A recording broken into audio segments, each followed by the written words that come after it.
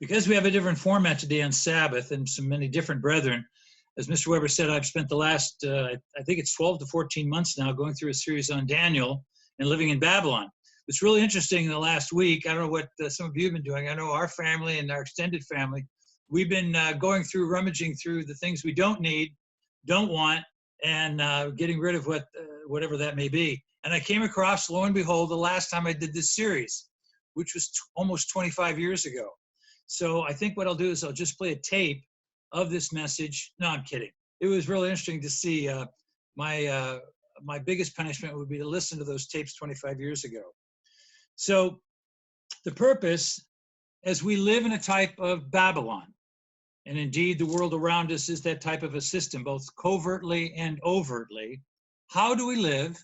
How do we practice our faith? Daniel is an excellent, but as we will see, surely not perfect example. He was in Babylon almost completely alone. Brought there as a teenager, he was carted off from home, Jerusalem, for exile of some 70 years. Let's do a real quick recap. The book of Daniel is interesting in that one of its original aspects is it's written in two different languages. In chapter 2 through this chapter 7, it is written in Aramaic. The rest is in Hebrew. Daniel, as a reminder, and his three cohorts, if you remember their names, Shadrach, Meshach, and Abednego were their Babylon names. They were taken captive by old Nebuchadnezzar of Babylon in approximately 586 BC. And the king, in the first chapter, put them on a special diet, which Daniel and his friends didn't believe they could eat. They prayed, God protected them, and the king promoted them. In chapter 2, Nebuchadnezzar has a dream. He needs analysis, threatens everybody in the kingdom because they can't interpret his dream, this threat of death. And sure enough, Daniel analyzes it, and it's the metal figure with the gold head. In chapter 3, Shadrach, Meshach, and Abednego tested on their worship and wound up in the fiery furnace.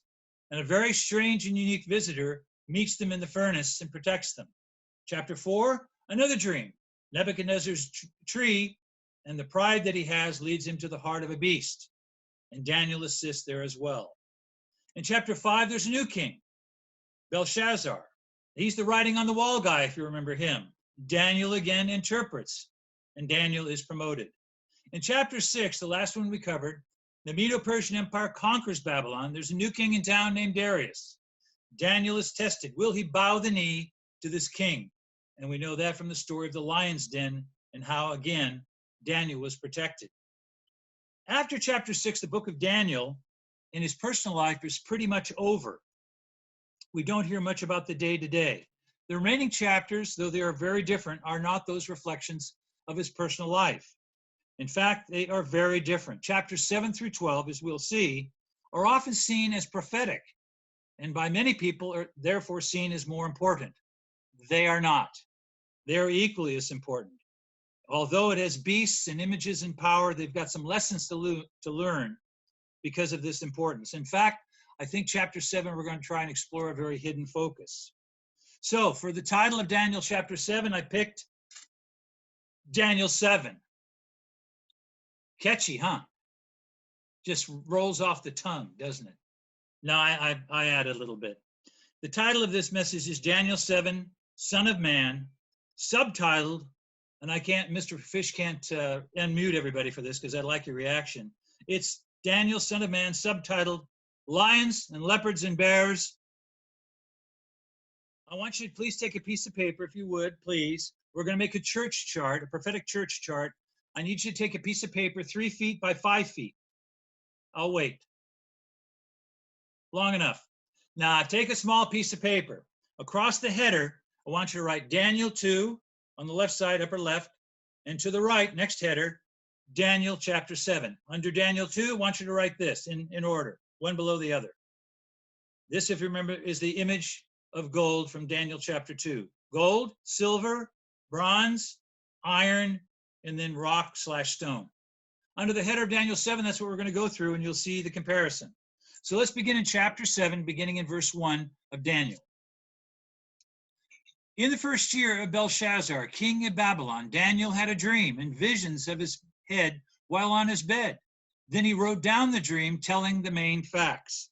Now, We're already told that Daniel has gone back a few years to Belshazzar. He's the writing on the wall guy, if you remember him.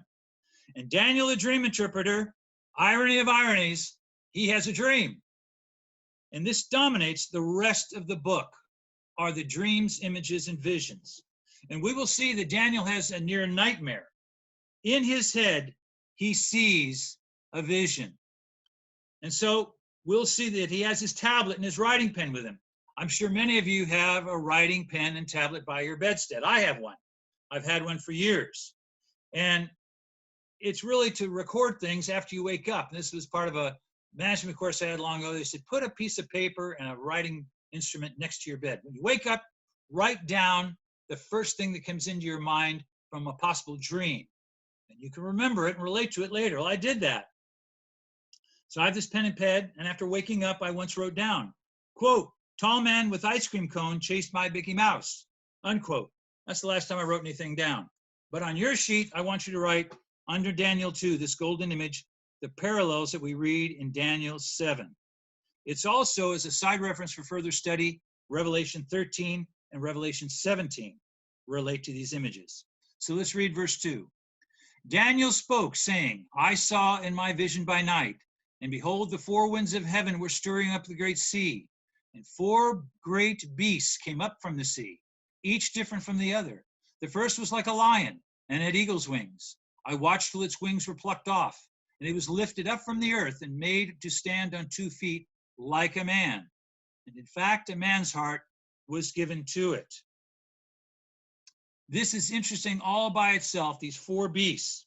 He switches, you'll notice, from the third person in the first verse, to third person in the first verse to first person in these verses, and it'll switch back and forth throughout the chapter. When he says, I saw. You'll see in whatever translation you may have, I saw, I watched, I looked. You're going to see it 9 times, the same verb, used in 8 different verses. It can be watching, observing, it can be looking. And so these 4 winds that we see in verse 2, anciently, were meaning of what? The whole earth. If you recall, there were the 4 corners of the earth. We're represented now by the 4 compass points. There's the 4 seasons. Remember the 4 seasons, the band. No, I meant the 4 seasons of the weather. The 4 seas or the oceans of the world known at that time. The 4 oceans at that time were the Med, the Dead, the Red, and the Sea of Galilee. Mediterranean, the Dead Sea, the Red Sea, and the Sea of Galilee. So he's talking about from the 4 winds, it is a huge swath of the earth. The great beasts come out of the sea. This has got to be a terrifying vision. The seas we know can mean people. And again, I refer you back to Revelation chapter 13. This would scare most people if you had a dream like that. And Daniel can somewhat see, and he's writing it down as he sees it. It's a vision. He sees these 4 animals, and he is the teller of dreams. Remember this. This is one of the ironies of the book of Daniel chapter 7. This is an irony. Now he has his own dream. Twice he interpreted Nebuchadnezzar, and once Belshazzar's vision of the handwriting on the wall. So we pick up the theme again in verse 5. And suddenly another beast, second like a bear, it was raised up on one side, and had 3 ribs in its mouth, and between its teeth. And they said thus to it, arise, devour much flesh. Verse 6, after this I looked, and there was another, like a leopard, which had on its back 4 wings of a bird. The beast also had 4 heads, and dominion was given to it. After this I saw in the night visions, and behold, a 4th beast, dreadful and terrible, exceedingly strong. It had huge iron teeth. It has devouring, breaking into pieces, and trampling the residue with its feet.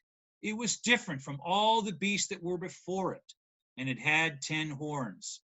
I was considering the horns.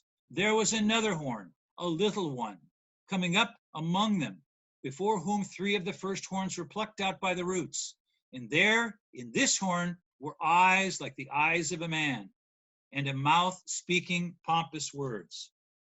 These 4 kingdoms parallel the 4 metal kingdoms of Daniel 2. The lion with eagle wings, he is the king of beasts. The eagle is the king of birds. He stands upright, even like a man. In fact, he is given the heart of a man.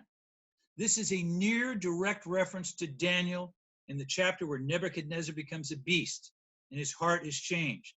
The bear is on its side, or another side, with 3 ribs in its mouth.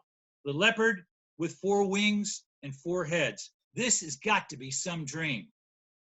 So lions, and leopards, and bears, and a terrible, terrible beast, unnamed. The scene was profound. Again, it was terrifying.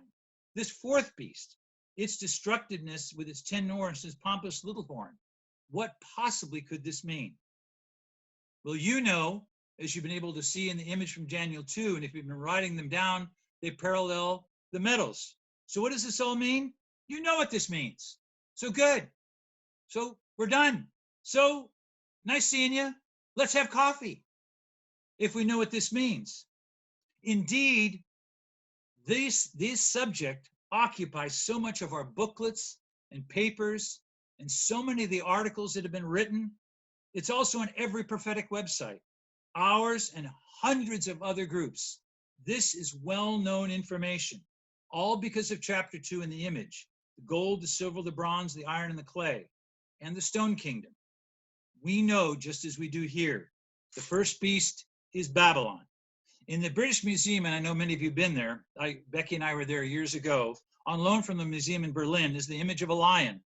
And it was part, as I recall, the Ishtar Gate. So Daniel 2 was Babylon. So in chapter 7, it also, the first beast is Babylon. The confirmation is Daniel 4 with the change of his heart. The second is the dual regency. The second beast is Medo-Persia with its 2 sides. The three ribs in its mouth are thought to be the 3 conquering countries by Medo-Persia of Lydia, Babylon before it, and Egypt, and all were conquered in less than a decade. The third kingdom, the third beast, is Greece. It has 4 wings. Alexander the Great conquered, again, huge land masses of the known area, and he did it again in a very short time. Alexander died very young, and the 4 heads that result are the 4 kings that followed and that Alexander left were his 4 generals: Cassander, Lysimachus, Seleucus, and Ptolemy. Those were his 4 generals, and those divided up his kingdom. The 4th is undescribed, this beast. It's a non-type. It really is hard, but has been identified for centuries as the ongoing kingdom of Rome. Its 10 horns and the pompous voice are its leaders of 10 countries or entities, and at times various religious leaders. This picture is an odd scene. Can you imagine the horn that Daniel sees in the night vision? A horn that has eyes, and if that weren't crazy enough, this horn has eyes and it talks. And the things that it says are outrageous. Ugh. So again, we can only imagine what poor Daniel saw. But you are aware of this. You understand it. But as we will see, Daniel was troubled. Daniel, remember, at the time of this writing, Daniel had seen and lived among 2 of the 4 beasts, Babylon and currently under Medo-Persia. He was living in the time of the second, but for some reason this troubles him. And then dramatically, as we read this story, this successive story of vision, the scene changes dramatically. The physical kingdoms, the physical earthly kingdoms are changed. They are left behind, and it changed to a new setting, and it goes directly up to heaven. The scene in heaven we will read now in verses 9 through 11 of Daniel 7. And I want you to listen to this because this is some of the most intriguing and fascinating historically verses in all the Bible and historical religious literature. Chapter 9, I watched till thrones were set in place, and the Ancient of Days was seated. His garment was white as snow, and the hair of his head was like pure wool. His throne was a fiery flame. Its wheels are burning fire. A fire stream issued and came forth from before him. 1,000 thousands ministered to him. 10,000 times 10,000 stood before him. The court was seated. The books were opened. And I watched, Then, because of the sound of the pompous words which the horn was speaking, this is simultaneously watching the heavenly council, I watched till the beast was slain, its body destroyed, given to the burning flame. And as for the rest of the beasts, they had their dominion taken away, yet their lives were prolonged for a season and a time. Verse 13, I was watching in the night visions, and behold, one like the Son of Man, coming with the clouds of heaven. He came to the Ancient of Days. They brought him near before him. They brought the Son of Man close to the Ancient of Days.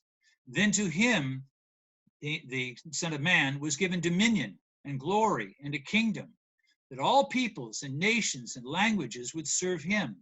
His dominion is an everlasting dominion, which shall not pass away, and his kingdom is the one which shall not be destroyed. What a change in both locale and subject and the nature. It is completely different. It's of courts and seats and the Ancient of Days, Son of Man. Some of the most enigmatic entities in all the Bible are in this chapter. And it has set up the imagination of people for hundreds and thousands of years and have written down them. Even Isaac Newton, Sir Isaac Newton, the physicist, astronomer, mathematician, wrote an entire commentary on the book of Daniel. He was so compelled by this book, and especially this chapter. It says there is a divine council in heaven. It is ruled by the Ancient of Days. The Ancient of Days, by the vast majority of scholars, and we would agree, identify the Ancient of Days as God the Father. In verses 13 and 14, the very interesting phrase, Son of Man, or like one like the Son of Man, this cloud rider who ascends through heaven on clouds, who is given rulership, glory, and an everlasting kingdom, like a fifth kingdom, a fifth kingdom. Here is again one of the most fascinating sets of verses in all the Bible. It formed the basis for the next 400 to 500 years into the Second Temple Judaism when Jesus arrived on the scene. Who was this Son of Man?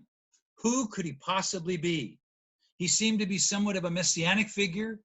This cloud rider was very important, and he and the Father seemed to be in special league together. They had a very special relationship. He again rides the clouds. He is a man, but not a man, as he approaches God the Father, the Ancient of Days. What relationship does he have with the Ancient of Days? Well, we know him definitively as Jesus Christ. One of the most important sections in the entire Bible is this concept of the Son of Man. Interestingly, when we go to the New Testament, Jesus self-identifies himself as the Son of Man. Some 80 times, almost 80 times in the New Testament, he references himself as the Son of Man. What is strange is that no one else calls him the Son of Man in the New Testament. You need not turn there, but in Matthew 6, verse 13, Jesus asked the question, who do men say that I, the Son of Man, am? Turn with me, if you would, to Matthew chapter 26, however, where we have a fascinating exchange at the end of Jesus' earthly life. Something we read not too long ago, or words to it if you did read during Passover season, in Matthew chapter 26, and we're going to pick up the story in verse 62. Now keep in mind here that Jesus is before the high priest, and he's being questioned. He's being interrogated by the chief priests. And beginning in verse 62, I want you to listen to the interchange, because it is fascinating. Now keep in mind, this is 400 to 500 years after the concept of Daniel 7, chapter 7, and the Son of Man. Verse 62, and the high priest arose and said to him, Jesus, do you answer nothing? What is it these men testify against you? But Jesus kept silent. He says, and the high priest answered and said to him, I put you under oath by the living God. Tell us if you are the Christ, the Son of God. And this is one of the few things, if you have a red letter Bible, this is in a sea of black. This is in red, how Jesus responds. Of all the responses he could give, listen to these words. Jesus said to him, it is as you said. Nevertheless, I say to you, hereafter You will see the Son of Man sitting at the right hand of the power and coming on the clouds of heaven. And look at the reaction. The high priest tore his clothes, saying, He has spoken blasphemy. What further need do we have of witnesses? Look, now you have heard his blasphemy. What do you think? What was the blasphemy? That he was this Son of Man figure referenced in Daniel. The Pharisees, the Sadducees, the elders of Israel knew exactly what he was referring to. He took the place of that man, that Son of Man, in the book of Daniel. And it's a throne room. It's a setting scene of the court. And Jesus says, I am sitting down next to God the Father. I am that Son of Man. This is so important. There were many sons of God. There were many physical men that claimed they were the Messiah. But Daniel 7:14 and Matthew chapter 26 and other verses in the New Testament link inexorably together that Jesus is the Son of Man. It is he who approaches the Ancient of Days in the clouds of heaven in Daniel 7. This Son of Man, Jesus Christ, was to have a kingdom and reign over all the earth, over all the peoples, millions upon hundreds of millions. He would subdue all nations. This concept, I'll turn back to Daniel 7 if you would, this concept of the duality of the Godhead, we call it the binatarian construct, which we believe was the major theological earthquake in later Judaism known as the two powers of heaven. And this is the verse, or these are the verses, especially verses 13 and 14, that are used to interpret it. It was so extant as a belief that there were two powers in heaven, two entities, God the Father and another entity, that by the first century, it was a major reason why Jesus was so readily accepted as divine. That God, through Christ's kingdom, the last of the kingdoms, he is the last true King and Savior, worshiped by millions. And we know that only God can man worship. And yet, we read on in chapter 7, verse 15. Turn there, please. And yet, read this statement by Daniel. Verse 15, I, Daniel, was grieved in my spirit, within my body. The visions of my head, they troubled me. He was troubled. He said, I came near to one of those who stood by and asked him the truth of this. That is such a fascinating set of verses. Of all that he had seen, of all that Daniel had been shown, obviously it was from God, and he now references a being, more than likely an angel standing by him. He knows this is from God. He is troubled. He uses an interesting phrase called, tell me the truth of it all. Please tell me the truth of it all, the truth of all this. It's interesting that he would use this phrase. In some of the translations you may have in front of you, it may say, please show me the exact meaning. Show me the exact interpretation, the true interpretation. Could it have been the question, was he troubled because of the fate of God's saints? Did that trouble him?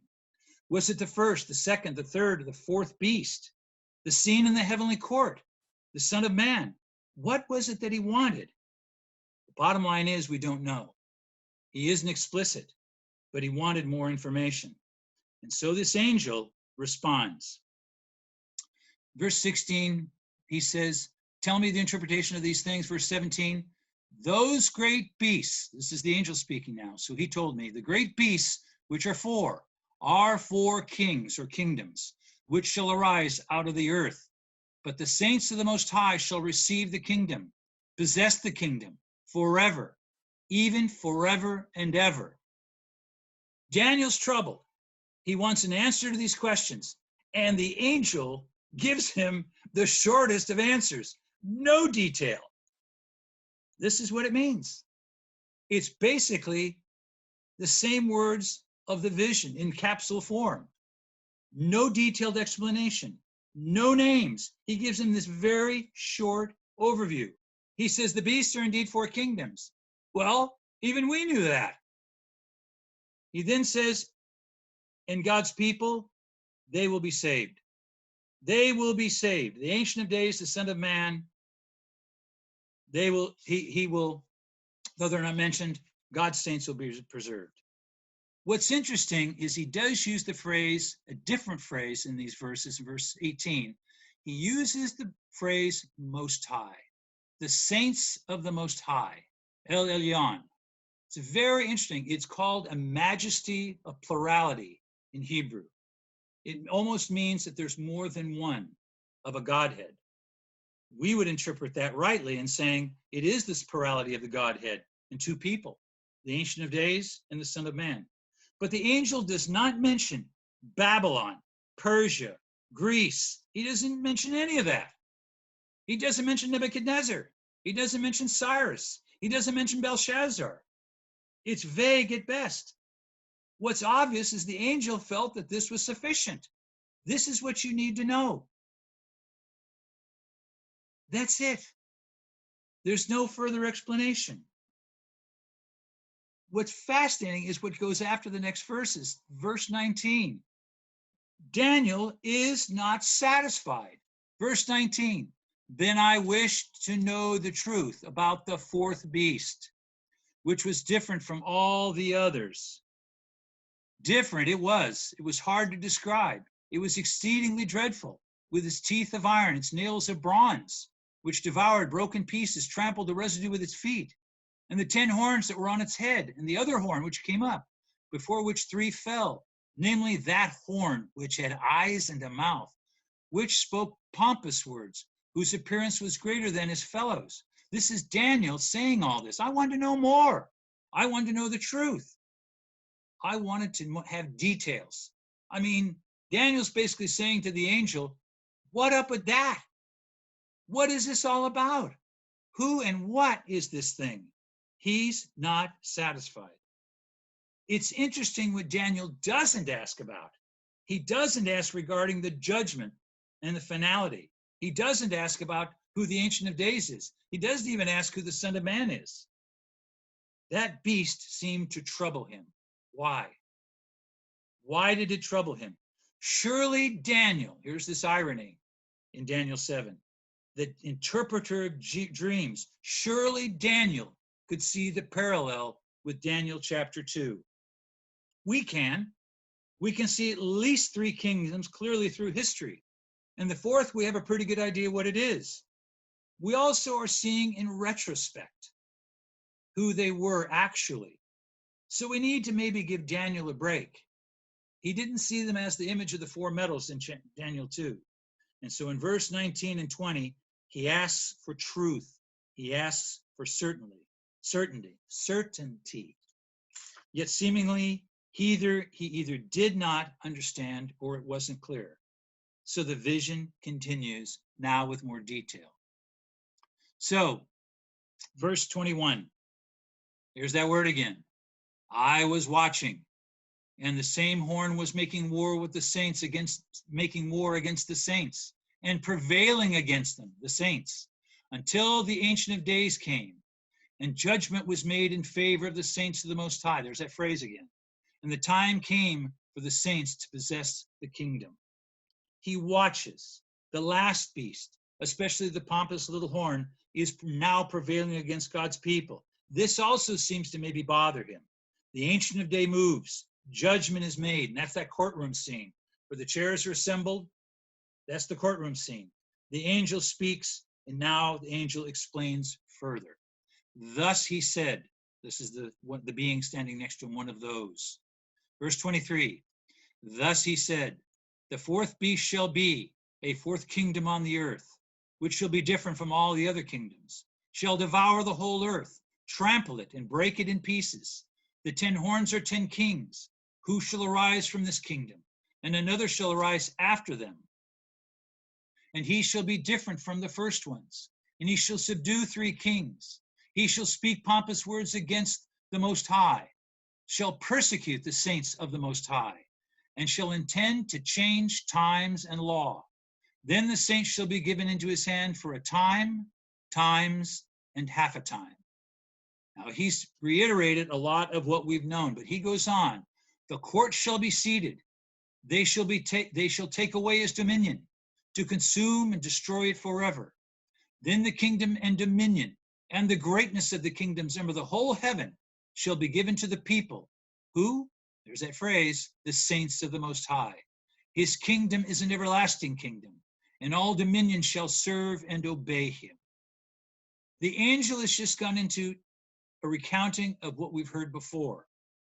He gives some more detail, but not a whole lot. He again reiterates what this fourth kingdom will do. It will devour the entire earth. It will trample and break it in pieces.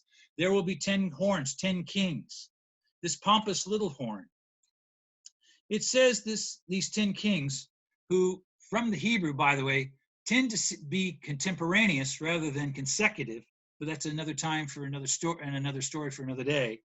He talks about these 10 kings, the little horn, they shall be judged and they shall be destroyed. In verse 25, the second half, it says he will seek to change times and laws.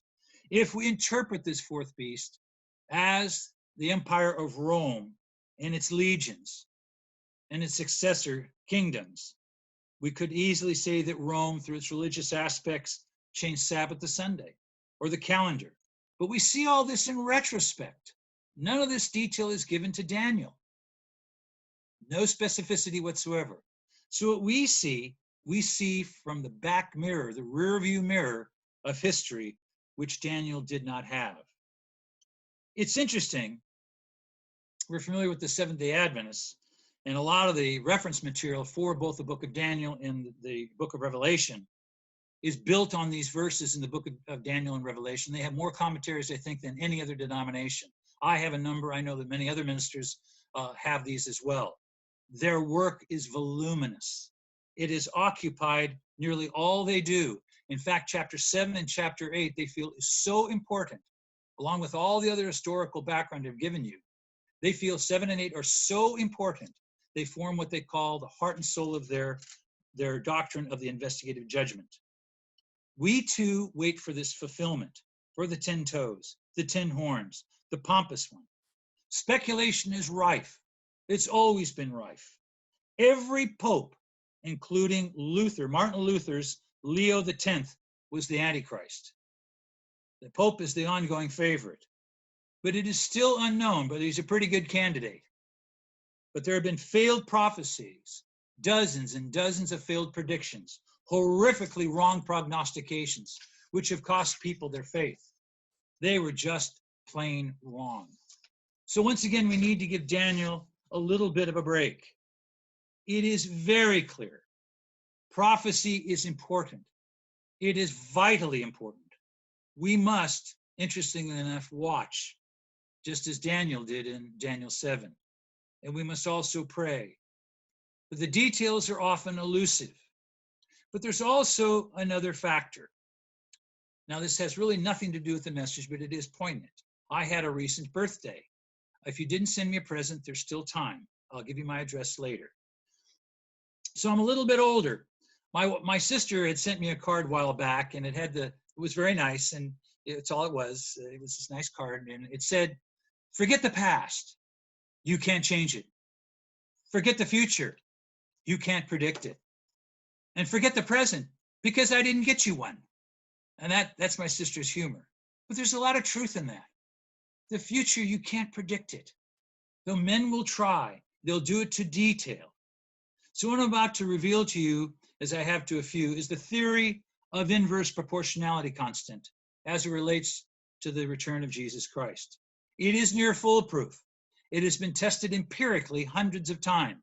It states a person's age, minus the Pauli exclusion principle, is the closer Christ's return is. Note, please, that this model is described as a quantum nonlinear Schroeder equation. I'm kidding about all that. What it says is, it seems that the older that we get, the closer it is to Christ's return. Why is that? It always is that way. The older we think we are, we think it has to be close to the end. And it may be. But is that important, what we think? How about Daniel? I believe in many ways he did not know, and we do not know. We do not know the exact hour or the exact time. We think sometimes it is always prophecy, and indeed prophecy is important. but I think it's about a question here of emphasis in Daniel 7. Daniel asked repeatedly for more information, for more details. Well, I want to know what the truth is. I want exactness. What was the result? Let's read the result in verse 28, the end of this chapter. This is the end of the account, writes Daniel. As for me, Daniel, my thoughts greatly troubled me. My countenance changed, but I kept the matter in my heart. His head, his heart, even his face, his countenance, it changed. He was troubled, and he kept quiet about it. He told no one until he wrote this book, this chapter. As we will see as we go through the rest of the book of Daniel, Daniel's faith was very, very strong. But he was also strong enough to admit that he didn't know everything. His knowledge wasn't perfect. We can see in this chapter he asked over and over and over again. Daniel 7 is a critical chapter to world history and to prophecy. But it's also, this specific chapter is a chapter of great irony. Daniel gave detailed analysis of other people's dreams, yet he was not given the same. Why? We just aren't told, and that should be good enough. It should also teach us something. We have been given far more information than Daniel had. We know exactly who the image of Daniel 2 was, the four metals. We know exactly who these kingdoms are, pretty well, even the fourth kingdom in Daniel chapter 7. We have far more than Daniel ever had. And yet, for some strange, odd reason, we want to know even more details. We want perfection. We want the exact year, the exact month. We want the exact day. Look at the web. It is rife with speculation. They are false prophecies. So this is a chapter of irony. In the midst of lions and leopards and bears, of lions, leopards, and bears and the terrible beast, Daniel 7 is not about so much what happens, but more importantly, who saves God's people. If we long to know what these four beasts are, should we not more so, especially during this time between Passover and Pentecost, understand it is who saves God's people? The what's are important. What beast is what the toes mean, what the horns mean, but more importantly is what happens as to who. This scene in heaven of Daniel 7, where Jesus Christ and the Father meet, and Christ is made king and given an everlasting kingdom. In the midst of the vision of earthly kingdoms and absolute chaos and destruction and death, massive death, the world over, with this terrible beast, Daniel is given a glimpse, and it bothers him horribly. But he also sees of Christ as the Son of Man receiving the kingdom forever. It is similar to Passover season and the wave sheaf offering, where Jesus, under the wave sheaf, ascends to God on that Sunday to be reunited with God after his physical life. After triumphing over death at Passover, he ascends as victor, as triumphant victor to God the Father. After rescuing God's people at the end here in Daniel 7, he again ascends to be given all power, dominion, and authority, and he sits with God.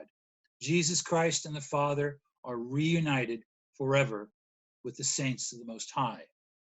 We can agree that we indeed live in Babylon. We see it around us all the time. As we heard in the opening prayer, and has been on the news every minute of every day, 24/7, for many, many weeks, we are under the prayerfully and hopefully trailing curve of a plague. In my humble opinion, this is just my opinion, this has done many things. Most importantly, but not exclusively, it has shown human nature. It has shown some wonderful examples of how human beings come to the rescue of other human beings. And that's wonderful. Their ability to overcome. But it has also shown absolute and utter confusion and bitter divide and mankind's utter inability to control himself. to act in a unified nature. We have seen it all. But by the same token, this is not the end. It is severe. The numbers are staggering. And we can compare it with this epidemic or that flu. I got all that. This is bad. But this plague is not the end. But it could very well possibly be a dress rehearsal. It is a glimpse, a small, tiny window, what that can be expected. Maybe not in 5 years or 10 years, I have no idea. And you know what? No one else does. And anybody who tells you that they do know is wrong.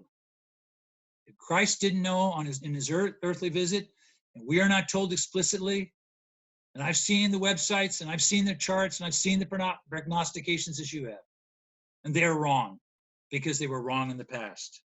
But it is nonetheless a glimpse. It's a glimpse of when the end comes, it will be filled with lions and leopards and bears and terrible, terrible beasts. There will be no Zoom. You will not have service because there will be no internet. There will be no cars. There will be no gas to be had. There'll be no 7-Eleven, no Trader Joe's. I know that's enough to shock anybody into the next life. There'll be none of that. So we are seeing, if nothing else, a glimpse. But among all that chaos, Daniel 7 tells us, whereas we may not know the prophecies perfectly, this we do know, is that the Son of Man will appear. There will be the Son of Man. In the midst of the chaos, Daniel 7 tells us Jesus Christ and God the Father are there. These days that we celebrate between Passover and the days of unleavened bread and Pentecost, these days picture part of that plan. So Daniel is as we are. In the midst of tragedy, in the midst of confusion, we have this hope. It really depends on Daniel 7 what we will focus and concentrate on. What is it about Daniel 7 I think that is so poignant is that future is thrust upon us. Hope in the few verses that are given with the Son of Man and the Ancient of Days, and the court in heaven. What is our focus? The prophecies are important. But during these unique days where we are so-called confined, prison is confinement. But yet we call this a confinement. I got it. I got it. We've got the same restrictions you do. But what lessons can we learn? What are we taking away from this? Let me ask you, brethren, if I had told you, I won't say prophesied, but what if I had told you 6 months ago at the last feast, let's say somebody else said, I don't want it to be me. If someone had stood up at the feast and said, in 6 months, you will be confined to your homes. There will be no church services. You'll experience Passover as you've never experienced it. You'll be on Zoom, if anything. And everyone would say, what's a Zoom? What's a Zoom? Passover will be separately. There would be massive unemployment. Businesses will fail. Your work life will be disrupted to a degree that you have never experienced before. There is a plague, a virus, 1 million US cases, 78,000 dead in the United States alone, and 250,000 around the world. If you'd have been told that 6 months ago, what would you have thought? You'd have thought that person was out of their mind. And you didn't hear that 6 months ago. These things happen the way they happen for the reasons we don't understand. But what would you have thought? Better yet question, what would you have done? I would suggest a few things that we are doing and that we should be doing. And Daniel 7 tells us this. We understand exactly what we don't know. We have to, as it says in one very famous movie, the lead hero says, a man's got to learn to know his own limitations, that we don't have perfect knowledge. We are better than Daniel? We are more gifted than Daniel? I don't think so. We have the benefit of history of hindsight and not much more. And so we see this as a time for introspection. What would you have done if you knew in 6 months this would happen? I would suggest to you that you would pray more often. Pray as we did in the opening prayer. Pray as we did as a country this week, that you would pray more often, privately and collectively, that you would use this time to read your Bible more often, not less. People are wondering what to do. Yeah, streaming is at an all-time high, but so should reading our Bibles. To call, communicate with loved ones, see them when and if you can, get together as you're allowed to, and as much as you can, obey the restrictions for your local area. What would you have done if you knew 6 months ago this would happen? What will you do now? I think Daniel 7 allows us an idea, because this is a test.